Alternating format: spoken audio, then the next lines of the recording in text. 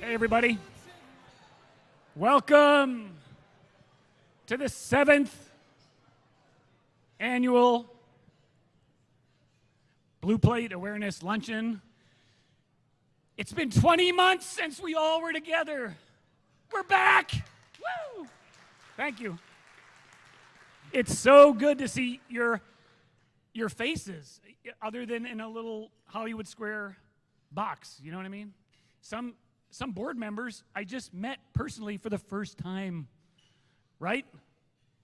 Mario and probably others. But anyway, it's so great to see you. It's my pleasure to introduce to you the chair of the Friends of Breakthrough Board, who will be stepping down as chair. Notice the hair. And by the way, the tux is similar to my tux. We must have gotten married around the same year. But anyway, my good friend and my boss, Michael Crystal. Michael. Thank you. Great hair. Welcome, everybody. We are so excited to have everybody here in person for the 7th annual Blue Plate Luncheon. It's been, as John said, 20 months since we all gathered together. It's great to see everybody's smiling faces. Let me just begin by thanking Nora and Karen and your committees for chairing today. It's a terrific event, and thank you to the incredible Friends of Breakthrough staff and Katie Emerson for pulling another great lunch together. Thank you very much. Before I have the pleasure of introducing Musa, and it is such a pleasure, I do want to acknowledge Alan Roskam. Alan, as many of you know, after 11 years as president of Breakthrough Schools, stepping down. And for the last 11 years, it's been so great watching the partnership that Alan and John have developed based on mutual respect and always based on what's best for our kids. So we wanted to take the opportunity today to briefly recognize Alan for his incredible leadership over the years and to give him just a token of our appreciation. So Alan, will you please join me? John? Partner.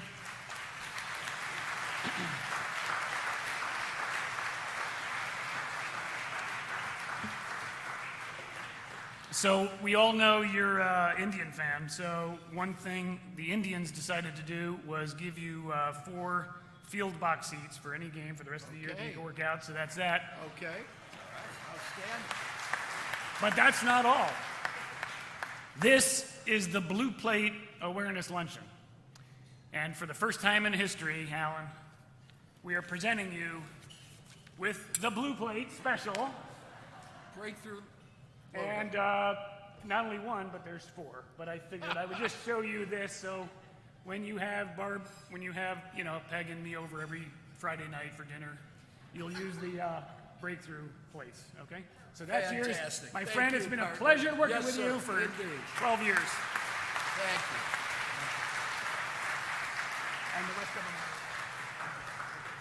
Hey, John.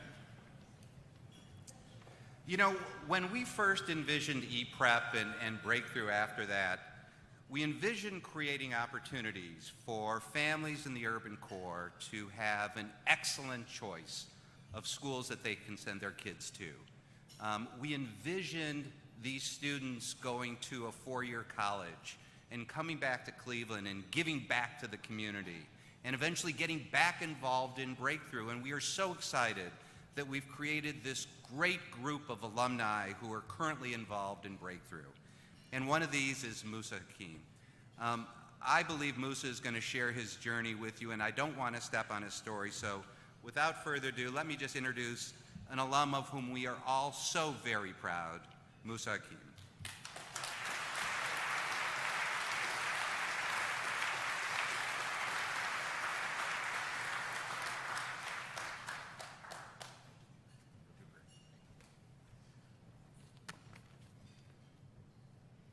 It's been a while. I would prefer to deliver this speech from the top of my head, a freestyle of sorts. Would it make Jay-Z's face turn red, perhaps? Would I forget what I was talking about, only to just talk about something completely unrelated? Of course. Everyone tells me that I'm funny, but when I get on the stage, no one seems to burst into laughter, so I'm not going to try my hand at improvisational comedy today.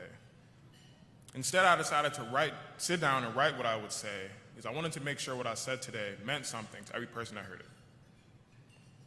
I still remember the first time I walked into a Breakthrough classroom with my white button-down shirt and black dress pants. Although I was already performing exceptionally well in school, I was mentally at the starting line. My crisp attire outwardly demonstrated I was prepared for this new opportunity, but if someone asked how I felt, I would have nonchalantly replied, "It's cool," because inwardly I didn't feel like I had achieved anything great, at least not yet. Hope that intro built some intrigue about this story. As an engineer who took a physics class or two, I can tell you something that I learned in quantum mechanics that applies to life. Everything is relative. Relative to where I started, where I am now is a dream of a lifetime. For what I've been told, in my 3 years of Breakthrough, I made an impact on the school. But I never understood how. Faculty and current students coming up to me years after I'd left saying, "You're Musa, right?" felt strange. Clearly I was memorable, but I didn't know why or what I had done. I appreciated the recognition, but I never quite set right. I was just doing what people had grown to expect of me, and my student persona did it well. I was, as my dad would put it, collecting breadcrumbs. While at E-Prep Cliffs, I was offered the opportunity to attend Cate School, a private boarding high school in Southern California, through my acceptance to A Better Chance, a nonprofit organization that connects inner-city students with private day and boarding schools across the country. Visiting the campus now as a Cate alumnus, underclassmen have told me how I impacted their lives, and parents shared how much their child looked up to me. Here comes that word again, impact. I was successful at school, at sports, at relationship. Heck, I was even on the cover of Cate's graduation magazine, but I still didn't feel like I really did anything to deserve this special recognition, because it only highlighted the portion of me as a successful student that I shared. I hid a lot of my burden from my community. Fast forward 2 years into my sophomore year at Case Western Reserve University. I was coming off the worst 2 semesters I ever experienced in school. Being close to home and family difficulties made focusing on school more challenging. My grades suffered in college. In fact, I was in danger of losing my academic scholarship this past fall, and I was not performing well in my track events. Yet, even with this lack of success, I still felt more like my real self than I ever had before. It was strange. I've been able to concentrate on school from a distance and dedicate myself to my family during breaks while in high school, but college in my hometown was providing a new challenge. No matter what I did, it felt like I was disappointing someone. To be more specific, at that moment, I felt like I was disappointing my grandfather. Even though he has long since passed, he was the man I looked to most. He was kind, but he always pushed me further than anyone else because he knew I could be better. And in this moment of failure, I needed his advice the most, but he was gone. And for the first time I can remember, I cried. And I cried for him and all the trauma and burdens I had suppressed trying to be the best I could be over the past 10 years. From a sister trying to kill herself when I was 9 years old, to spending my 6th grade year with no power and water in the house, to countless systematic barriers and many more trials I did not have the time to share. Yet every day, without fail, I got up and pasted a smile on my face so no one saw the pain in my eyes. And I did this for so long that I forgot how much I've been hurting, how much of a cloud had been cast over me. As I laid in bed that night, I realized something. My grandfather was one of the people who guided me, but my impact was a result of my hard work, concentrated efforts, and desire to be great. I spent the next 2 years at Case Western lightening that burden of trauma. It wasn't always easy, and sometimes I took 2 steps back instead of forward, but with time, the weight started to lift. Then on May 30th, 2021, the thing that I had prayed and worked for my entire life had finally been realized. I finally graduated college with a bachelor's degree in material science and engineering from Case Western Reserve University. I reached my goal, so why was I still so serious all the time? Why do I still prefer to work on my off days? Why, when everyone my age is rushing to move downtown or into the city life, did I move to the suburbs next to my 90-year-old neighbor, Nancy? And that is when it hit me. The person I've been living to impress my entire life is me. No one knows my story better than I do. No one knows how far I've come better than I do. So why am I so hard on myself? Because I know what I'm capable of. I look at myself now and I'm hopeful. I have an amazing job at Swagelok Company that I love, with coworkers who truly care for my development and want to see me succeed. I've worked with Breakthrough through their rigorous search for the next CEO, and even started the Alumni Leadership Council, where I currently serve as the chair. I'm living a dream that I set out for myself 11 years ago when I walked through those doors on 36th and Superior. And some of the promises I've made have even come full circle from my brother Hussein, who is now a sophomore at Cape. What I learned over the last 12 years of collecting these breadcrumbs my dad told me about is that there are burdens in life we can't control. I've already experienced my share at 22, but the hardest lesson I learned is how to handle failure. No matter who you are, we all feel the burden and weight of disappointment when we fail. Sometimes it's crushing.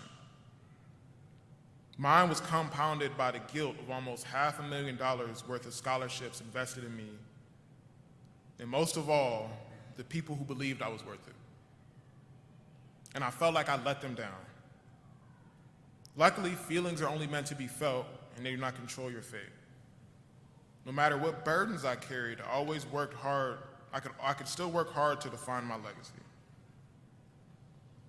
I remember this time I was driving with my dad, and he asked me, "Well, son, what do you want to do?" And without hesitation, and from the bottom of my heart, I told him, I want to change the world. So far, the journey has been full of peaks and valleys, but the life that I chose is an uphill battle with weights on my shoulders. A pocket filled with the keys to success I learned from Breakthrough, the tools I crafted through lessons taught to me at Case School and Case Western, and the breadcrumbs I've gathered throughout my life. With new goals and higher expectations for myself, I stand at the lowest peak of the highest mountain. Sights set on the bread that will make sense of all the crumbs I've gathered. Thank you.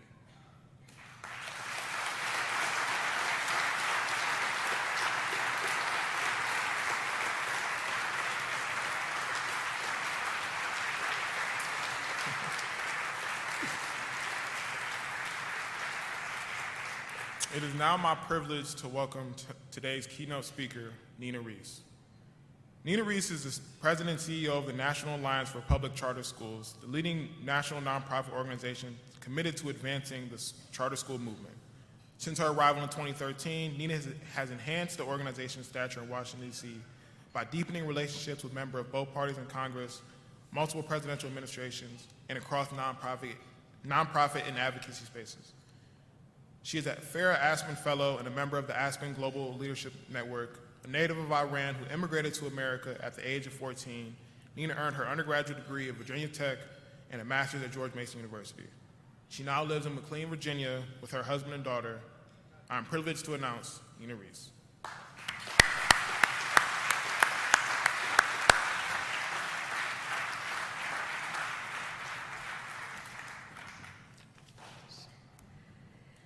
thank you, Musa, for that speech and that great introduction.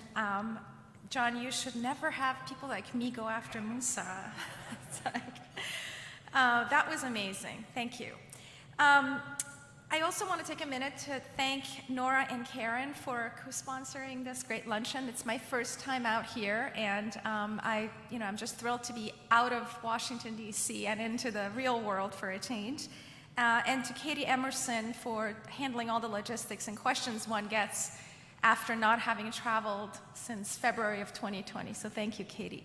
But most importantly, I want to recognize John and Alan for being our eyes and ears in Ohio. Whenever I have a question about anything related to Ohio policy, politics, charter schools, they are the ones that I call. So thank you for being on speed dial and to answering all my questions and to always strive to make this sector better, not just for Breakthrough, but also for all the other charter schools in the great state of Ohio. Let me tell you a little bit about myself. As Musa noted, I was born and raised in Iran. I moved to the United States at the age of 14 with my family after the Iranian Revolution. So the recent events of Afghanistan are actually a little similar to the circumstances that led my family to leave Iran. And my family left Iran and brought my brother and I here for a very simple reason: to give us a chance at a better education. And what I do today is probably one of the best jobs one could have, which is to make sure that other people have access to a great public education in the neighborhoods in which they live. Our mission at the National Alliance for Public Charter Schools is to make sure that we're elevating the quality of public education in this country to unprecedented levels of achievement through the charter school sector. We do federal advocacy to raise dollars to open and replicate charter schools. We do state advocacy to open charter schools in more states and to make sure the quality of the charter school sector remains high through the regulatory process. And last but not least, we talk about what charter schools are. And I hate to say this, but when I started in this movement in the mid-90s, no one knew what a charter school was. I had to explain that they were public. Today, a lot of people still don't know what a charter school is, and the fact that they are public schools is not a well-known bit of information. So thank you, Breakthrough, for putting public schools in your title and making sure people know that charter schools are public. Now, the past 18 months have been challenging. That is probably an understatement. Every single study done that you can name so far, McKinsey, NWEA, demonstrate that the gap in achievement between rich and poor students and between minority students and white students has widened. And this is something that existed before, but the pandemic made far worse. I am personally grateful to everything that the charter school sector has done, and my talk today is going to focus on the opportunities we have ahead, putting the past behind us. So first and foremost, this is the good news. I'm a glass half full kind of person, so I'm going to focus on the good news. First of all, the past year, for the first time, demonstrated to many families who are not exercising choices on a daily basis how important it is to have options. And a lot of these families were affluent and middle-income families. They were not the typical families who are seeking options outside of the public school system. Overall charter school enrollment right here in Ohio last year increased by 11%. The year before, the number was just 1%. The year before that, it was 4%. So you were going down, and all of a sudden last year, all these families decided to exercise options. I don't know where they went, but enrollment rates went up to 11%, which is something to just be aware of and be proud of. I don't know if they'll stay in these schools, but these families are experiencing what it's like to attend a charter school for the very first time. Now, I know that Eric Gordon here in Cleveland is a great superintendent. When the pandemic first hit, I called my friends at the Council of Great City Schools, at the Council of Chief State School Officers, anyone in the traditional system, I could reach out to ask them what traditional school superintendents were doing, right? I mean, our predicament was no different than that of the superintendents of the 15,000 school districts around the country. And from day one, they all pointed to Eric Gordon as an example of someone who was leading into this moment and doing whatever it took to open schools and help school, not open, but to go remote quickly and make sure that public and charter schools had access to whatever it is that they needed, from food services and whatnot, to do remote learning well. So you are lucky, but in most places, this was not the case. In Portland, Oregon, schools remained closed. In fact, they were not allowing public charter school students who were enrolled in online schools to go back to school because they were waiting for guidance from the federal government to make sure that they were offering education in an equitable way for both regular students and students with special needs.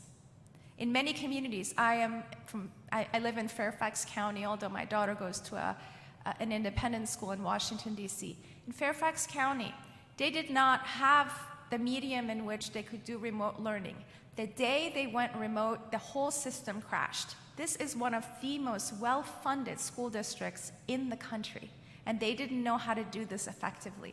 So the normal things that you think a large districts with economies of scale can do in order to mitigate the risks that come with a tragedy like this or with a pandemic, unfortunately did not help these large districts course correct and pivot to doing remote learning well across the board in an effective way.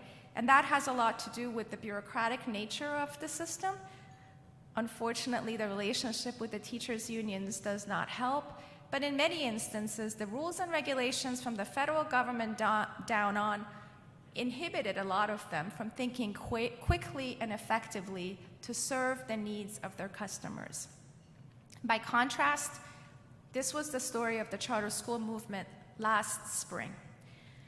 I talked to a small network. I mean, there are 3 studies done on this, by the way, if you want to look at the evidence, but I'm going to give you a few anecdotal examples. Earl Fallon, who runs a charter network based in Indiana, he called me to see if I could connect him with some philanthropists to offer resources to buy Chromebooks.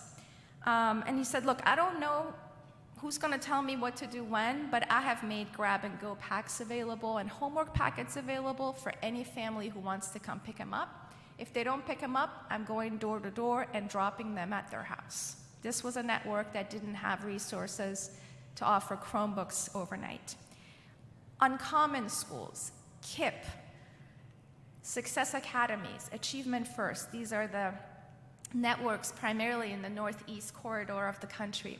All of these networks went remote overnight, and they went above and beyond and made their course content available for anyone who wanted to access it. So if you were a student at a traditional school that wanted to access Success Academy's course content to teach history, you could go online and access those resources for free. And right here at Breakthrough, your schools were fully remote by April 8th, and through Open Doors Academy, you were able to also make sure those families who had to go back to work had access to custodial care to put their kids with a community that would be able to monitor what they were doing online. 500 of your families benefited from this program. So thank you, Breakthrough, for being an example and giving me an example that I can talk to anytime people ask me, so how did charter schools react? And so, in our opinion, this is not an accident. Okay, there are innovative people running charter schools, but the reason why charter schools were able to adjust so much faster is because of the freedom and flexibility that you have to move dollars around quickly, the fact that you're not waiting for someone else to tell you what to do and how to do it, and also because you are schools of choice. If parents don't come to these schools, they will not remain open. And so that kind of dual accountability structure of being accountable to a public entity and being accountable to families with freedom and flexibility makes it possible for you to react the way you reacted. And that is, to me, the key lesson out of the pandemic around how to run schools effectively. Now, let's talk a little bit about Ohio. When I first started working at the National Alliance 9 years ago, I'm like a little bit after you, Alan. Ohio did not have a great reputation for having great charter schools. You had an online school called ECOT that was all over the news all the time. And studies out of Ohio demonstrated that if you eliminated the performance of your virtual schools, your brick and mortar schools actually outperformed district schools and then some. So that is the scenario in which I walked into. But what I'm very proud to say is that, again, as a sector, thanks to all of you and your advocacy, you were able to make some changes to your state law so that today, I am proud to say that you have studies out of Ohio State University, as an example, that demonstrate that your schools are, in fact, on the road to boosting student academic achievement in tremendous ways. So this particular study out of Ohio State University indicates that in grades 4 through 8, students that attend brick and mortar charter schools in Ohio perform better than their counterparts in math and English language arts. Those numbers are even higher for Black students. Attendance rates at these schools is much higher, and the incidence of disciplinary action is lower at these brick and mortar charter schools. So you should be very proud of these changes, and Breakthrough certainly played a role in making them happen. Now, support for charter schools in Ohio is at an all-time high. This has been a state with a real tradition of supporting choice options from private to charter schools. But because of the changes that you made, your governor and your state legislature have also been able to do some things very quickly this very year that will help charter schools. The recent 2-year budget that the governor signed into law increases the dollar allocation for high-performing charter schools by $1,700 per child. This is thanks to a law that Breakthrough helped pass in 2015 that gives additional dollars to those networks that are doing well academically. So the governor boosted the funding for that from $30 million to $45 million. Your governor also is now allowing, or your state is also now allowing, for charters to open anywhere in the state. I know that Breakthrough is here in Cleveland, and most of you are interested in Cleveland being kind of where the action is. But from a political standpoint, it's very important to have more charter schools in more places. So when I was telling you earlier that a lot of people don't know what a charter is, one reason is because we're only about 6% of the total population. So you want to make sure you're giving people an opportunity to experience what a charter is if you want to be on the road to kind of viability and sustainability in the long run. The budget also increases the allocation for facilities finance from $250 to $500 per pupil. Again, I know that Breakthrough has access to facilities here, but this is huge for charter schools because they don't have access to facilities finance. In Ohio, on average, charter schools receive about 60 cents of every dollar that follows kids to traditional public schools. That number needs to be changed if we want to be a sustainable movement, and it's one of those things that will require ongoing advocacy in your state legislature. Your local dollars need to follow students to charter schools for this movement and this sector to be sustainable. Let me also touch a little bit about what we're doing at the federal level, and part of my job is to advocate for more resources at the federal level, and sometimes I have tunnel vision. I get up every morning thinking, where can I find resources to support charter schools? And so the good news coming out of Washington, and this is a temporary thing, is that there is huge interest in helping public education.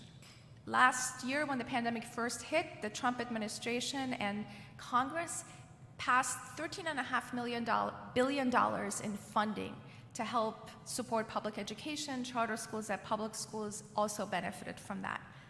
In December, they added an additional $50 billion in funding, and this past March, $122 billion in funding. Right here in Ohio, that comes to about $7 billion in additional funding to help your public schools. The funding is extremely flexible, so districts can use it on whatever they need to spend it on. $7 billion, that's a third of your budget in a regular year. You have until 2024 to spend it.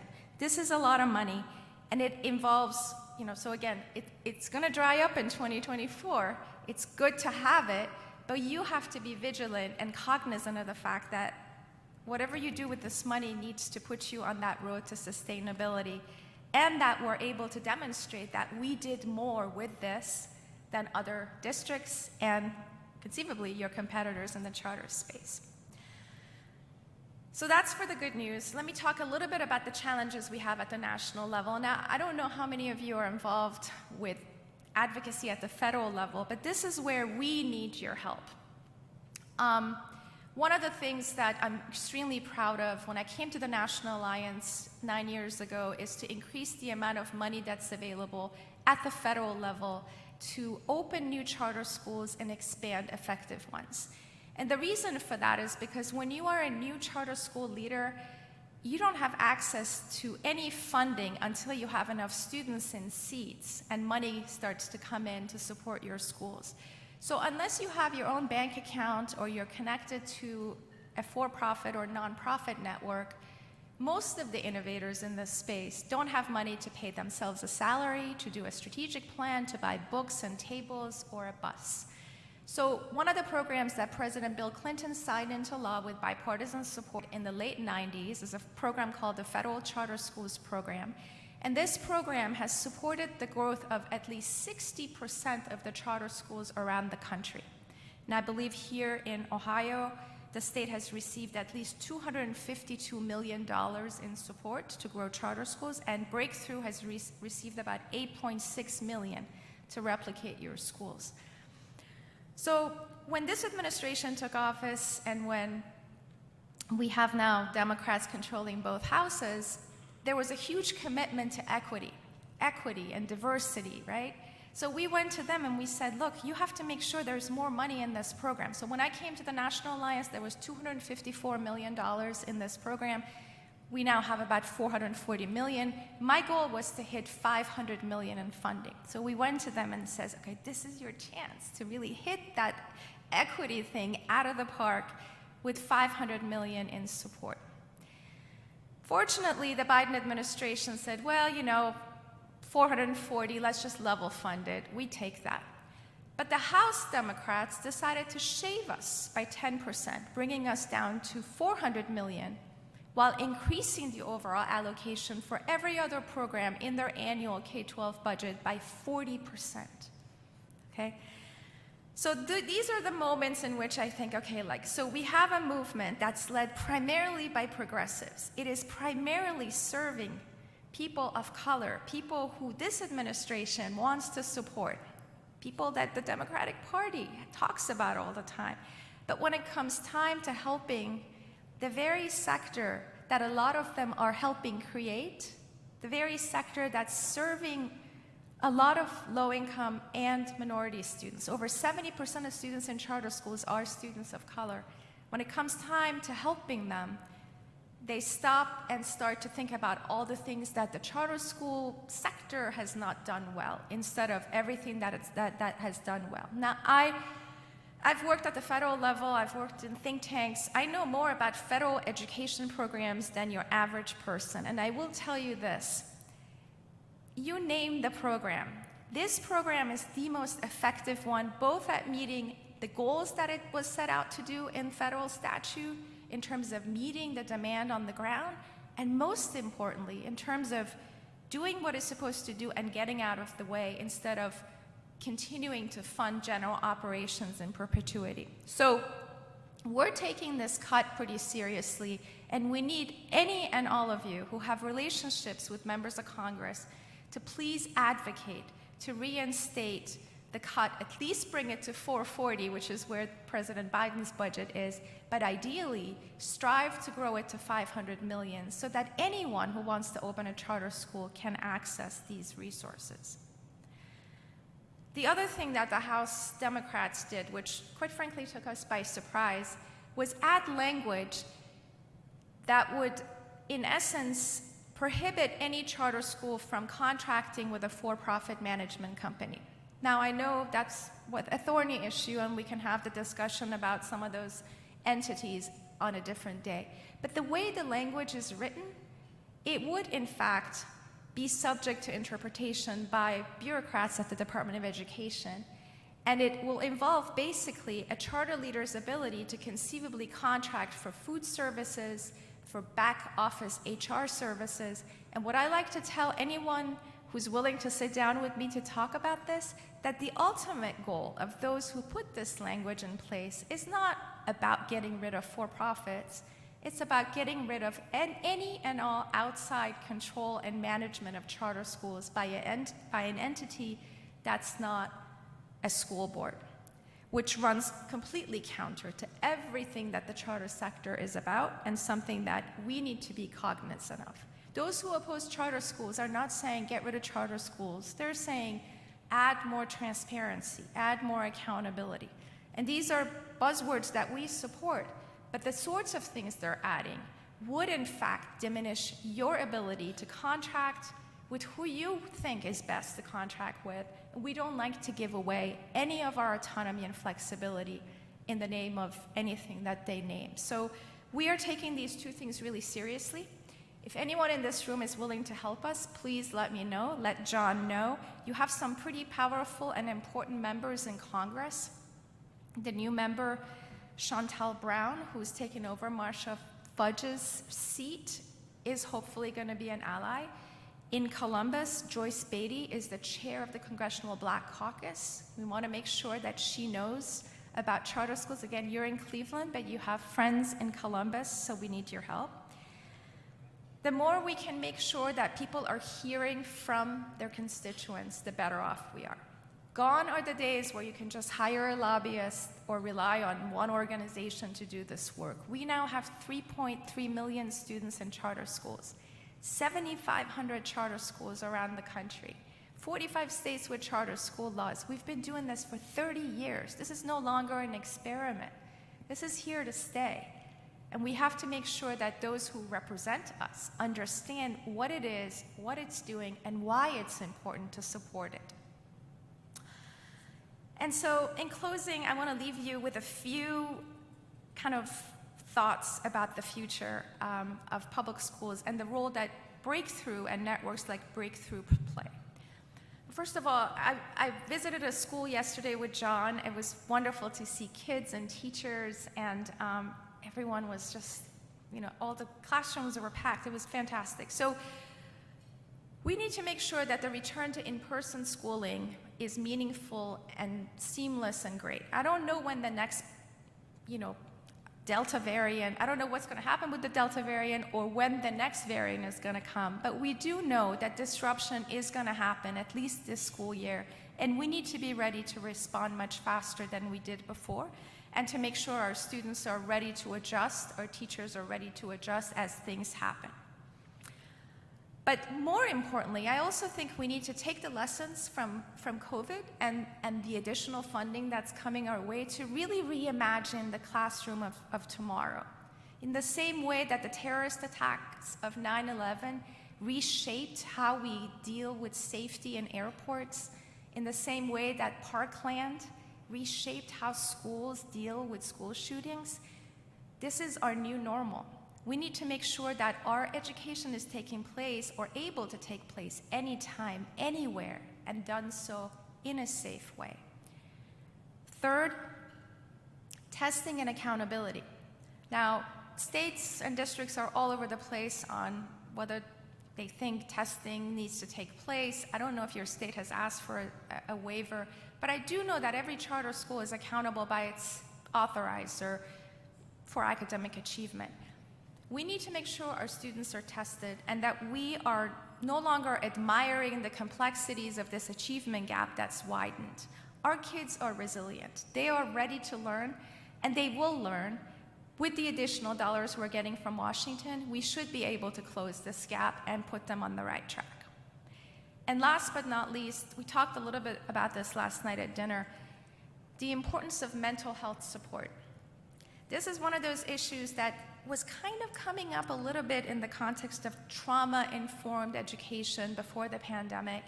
But one of the good things that came out of the pandemic was the general awareness about mental health, not just for students, but also for adults.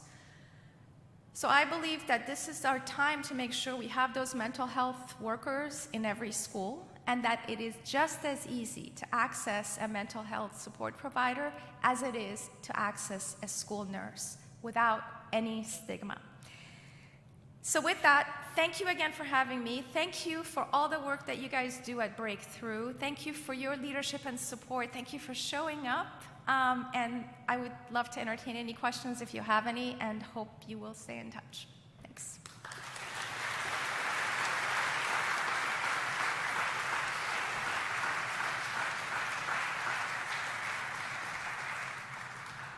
Nina, thanks a lot.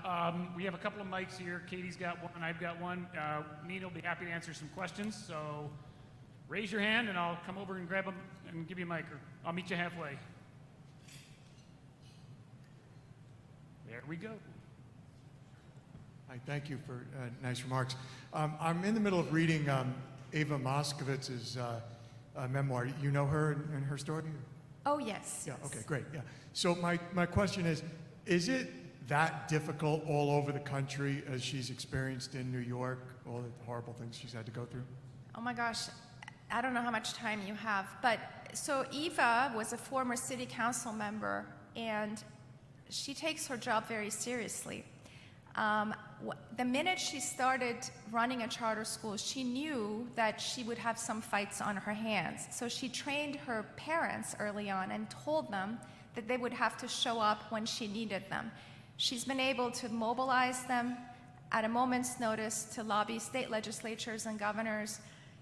I don't want to compare her experience with the experience of people in other places, but she is one of those leaders who kind of likes the fight and likes to push the envelope. And as a result of her advocacy, she's been able to also expand and open the door for a lot of other networks, especially in New York City. So it's hard because, of course, it's a blue state, heavily unionized state. But when you think about her challenges compared to Ohio, I wouldn't say hers are even. I think what you have here is probably in some instances more challenging. But what she has been able to do is to get her board and her funders to really focus on the political fights and make sure that she is using her families, educating them, and leveraging them as the voice of the sector very effectively. So we'll see how this new governor does, and whether they're able to raise the cap on charter schools, which is the big fight in New York. I will also just say this. New York and Massachusetts are often cited as those sectors that have the best quality charter schools. Randomized field trials are the best way to study charter school performance because you can control who's coming, who wants to go to a school and cannot go to a school compared to those who are in the school. Both of the outcomes in Mass and New York are extremely positive. So what's sad about New York is that despite all the evidence supporting charter schools that come through academic research, the fights that they have are no different than the fights you have here or anywhere else. So it is very political. Who else?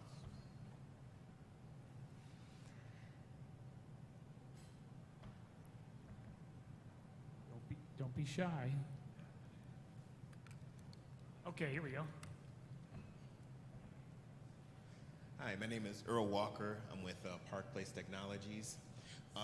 My question is, so I'm a product of the Cleveland Public Schools, and I know Eric Gordon, and one of the things that they've done different from the time that I graduated is made the schools a little bit more vocational. When I went to school, it was more of, we're going to train you so that you can go to college and, you get a good degree and you get a good job. And now the schools are a lot more vocational. And what I wanted to ask was, charter schools in the way that they're set up now, how are they set up in terms of giving kids success after they graduate? Thank you. That's a great question. So, charter schools are different all over the country. You go to one and you've only been to one, so you can't draw too many conclusions by looking at what's going on. There are some charter schools whose focus is on vocational education, and some schools that are solely focused on getting kids to and through college. But there is one thing that's happened over the years, especially in recent years, which is that those that are only focused on sending their kids to college are realizing two things. One of them, the importance of making sure the kids are going to schools that fit their needs, right? Instead of going to a school where they drop out or they're in a community that doesn't fit well. And also the awareness that after everything that our higher ed system has gone through, in some instances, being prepared to go to college is important, but the path towards gainful employment or getting a good job sometimes could be something other than college. And so I think our schools need to be able to prepare kids. If they want to go to college, great. So I'm not a big fan of models that only focus on vocational education, because I think, I didn't know what I wanted to do when I graduated college even. So I don't think it's good to put kids in tracks. We need to open the door to opportunities and then let them choose and then come back and change it again if they wanted to. So. Hello? There we go. If it's okay with you, I'd like to ask Danielle Eisenberg, who your question had to do with what are schools doing to prepare kids for success in life beyond college. And one of the things that Breakthrough just is announcing soon is our Alumni Success Program, where we are going to do that. And Danielle is actually our Chief Alumni Officer. And I just wondered if, Nina, if you'd mind if Danielle just added on to that answer a little bit. Yeah, absolutely. Hi, everyone on the spot, but nice to see you all. We're very, very excited that we're launching, with some generous funding, a full alumni success team, because we simply know that it's not enough to have our alumni leave and graduate from Breakthrough at 8th grade and then assume that the rest of the pieces will fall into place. And while we do a tremendous amount of great work placing students in high-quality high schools all over the city, including in CMSD, and lots of our partners, there's simply a lot of work to do and a lot of barriers that students face. So we are really, really excited about the launch of a full team that will support everything from making sure career and college planning starts in K-8, and our students transition really strongly from 8th grade to 9th grade, and that they land in quality schools with trusted adults where they feel a sense of academic and social belonging. And then our goal is to have 100% of our 8th grade graduates leave high school with really clear plans for their careers, right? And of course, noting plans can change, but we really feel that our alumni are most likely to experience success if they have a plan, whether that is straight to work, entrepreneurship, certification, training, or 2- and 4-year colleges and beyond. So we are really excited about those efforts. Stay tuned, lots more to come. And some of your team is at this table, including Eric and Jim Bennett and others, Franzia, so thanks. And we're adding 2 or 3 more this week. So anyway, we're gonna have a rocking alumni success program. Katie, you have a question over there. Hi, good afternoon. Would you speak to the teaching staff in charter schools and how that has evolved, or the teaching model? I know that there are a lot of advantages to teaching and working in charter schools, and I know that sometimes the advantages don't often equal to financial advantages for teachers, and I know that that's evolved from the early days of charter schools, and I'm just wondering if you could speak to that. Absolutely, that's a great question. So first of all, our teacher workforce is more diverse compared to the teacher workforce in the public school system. That's partially because our schools are primarily in inner city settings and attracting students and families and teachers from that community. Look, you have the freedom and flexibility to design your own curriculum, your own pedagogy. Those who conceptualized charter schools did so primarily because they wanted to liberate educators to teach and do things differently. And so in that respect, many of our charter leaders are former teachers who wanted to do something that was not the same thing as what the chief academic officer at a central bureaucracy was telling them to do. So in my opinion, that is probably one of the best selling points when it comes to running a charter school or teaching at a charter school. Unfortunately, you know, depending on the district that you're in, you're probably not able to offer competitive salaries, but a lot of teachers are also not in it necessarily for the salary. They're in it for the joy of teaching, the freedom that comes with doing things differently and being in charge. So my kind of call to action to many networks that are scaling is to continue to remember why why they went into this business and why the teachers are in their schools, and to use those teachers more to tell the story of charter schooling. So, you know, the freedom and flexibility is paramount to job satisfaction in many instances. I think we have time. We also have to advocate for more dollars. So Exactly. I think we have time for one more question because we will get you out by 1:30, don't worry. Is there another question in the house? Well, you'll get out before 1:30. That's the way it is. But let's give it up one more time for Nina. Don't go away, Nina.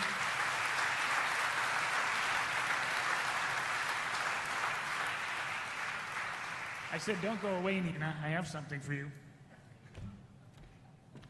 So this is just a little token of our appreciation. There'll be some Cleveland little tidbits in there that you'll get a kick out of. And so we really appreciate you coming out here. Thank you so much. Your first trip in like a long time, right? You said like February of 20 or something like that? And to be with all these people, it's great. So I'm glad you chose Breakthrough and Cleveland to be your first jaunt out into the real world. So we appreciate that. And to all of you, can't express how much I appreciate you. On the table, there is a sheet. I'd like you to fill it out and put your phone number and email on because we will end up, God willing, having some tours this year. We're delaying it slightly to kind of get a feel for how the year's starting out and how the protocols are working. And our main concern is education and safety, not fundraising. Okay? You wouldn't believe that. You wouldn't ever believe that I would say that, would you? No. But we can do both. It's not an either or. So we just need to slowly get you guys back in the buildings on tours. We'll know more after the fall break, which I think is in November, Alan. Don't we take October? So we'll know more after October. And if things are going smoothly, we probably can get some folks in the building. So that is your key. Every board member here today who's sitting at a table has probably told you about their first visit to one of our schools because it is imprinted in their minds, just like my first visit to North Star Academy in Newark, New Jersey, the first school I visited. I could tell you exactly what happened that day in 2004. Peg will tell you, I can't tell you what happened yesterday, but I can tell you what that visit was like, and I'll bet you when you visit our school for the first time, you will have the same experience. So it's incredible. This is live stream now to all of you watching on YouTube. We appreciate you tuning in, and the link will be sent out to you at about 1:35, and you can forward the link to today's program to anybody you want. And to those of you watching on YouTube, we appreciate that. Those of you here live, we appreciate you. So it's 1:23. You're finished.